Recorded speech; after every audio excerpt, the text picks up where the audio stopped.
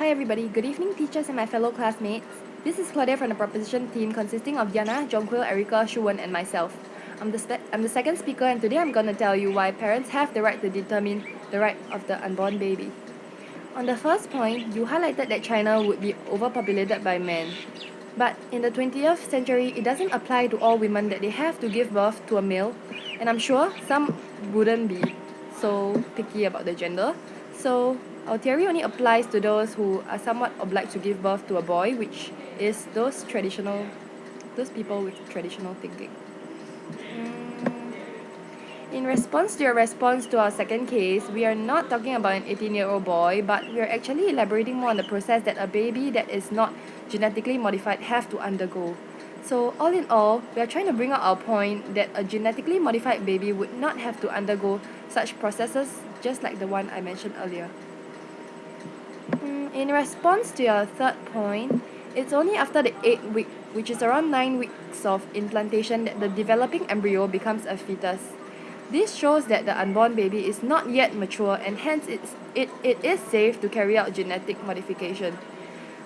Adoption, as you mentioned previously, is also a huge risk to take since we are not aware of the baby's genes. So what makes you think that the gene is more of the ones that we desire?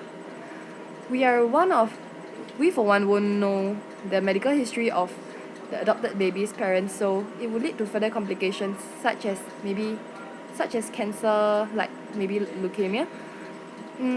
Why leukemia is because cancer cannot be detected in the very early stages. So imagine when the parents who adopted the baby is unable to save the child when the child needs the parents' help. It's quite a sad thing. For your next point, I agree that it's true that if we change the defective genes with the functional gene, genetic diversity would become a thing of the past. However, it's impossible for human beings to have the exact same genes, just like you mentioned, so similar genes may occur but not the same.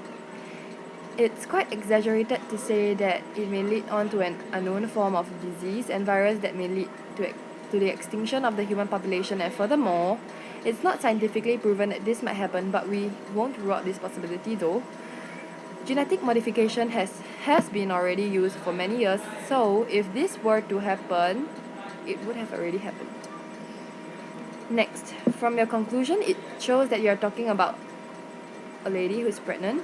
So since the woman is already pregnant, I don't see the need for adoption, because adoption means either abortion or giving birth to a baby, which I don't see what you're going to do to it. To rebut your point on genetic modification and leading to plastic surgery, it all bounces back to personal preference. Plastic surgery involves risks that, and it doesn't guarantee that one will look better after the operation. So I believe teens will be wise enough to make their own decision regarding this issue, considering the risk involved. So are you very sure that the mutations will occur in the future? Hence, we conclude that parents should definitely genetically alter the genes of the unborn child if there's a need.